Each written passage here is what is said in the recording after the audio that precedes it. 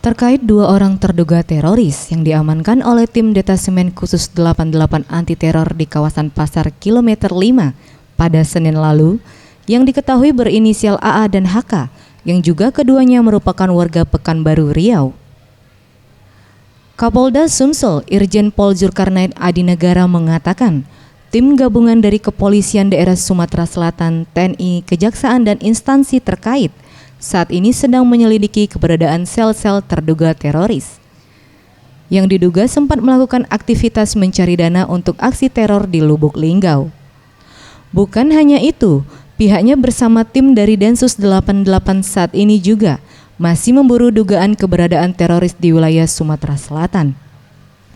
Dan dari hasil koordinasi dengan Polda Riau, apakah ada kaitannya pelaku teror Polda Riau dengan dua terduga teroris yang ditangkap di Palembang?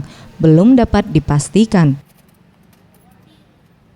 Tim saya sedang ke Lubuk Linggau saat ini untuk mencari kebenaran apakah ada sel-sel yang lain yang akan juga melakukan kegiatan dalam istilah mereka ya mencari dana, kira-kira begitu. Nah, itu pengembangannya ya.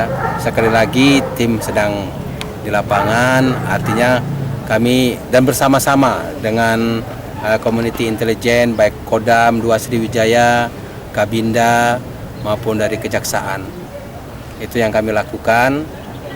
Kita sekali lagi kebersamaan, sinergitas untuk bersama-sama melawan sel-sel terorisme ini.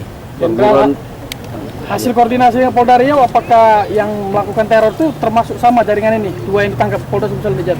Kalau saya tanyakan kepada diri intel di sana, ya tentu saja ya kelompok-kelompok ini kelompok-kelompok daulah ya, walaupun tidak pure sama plek dengan yang disebutkan oleh mereka.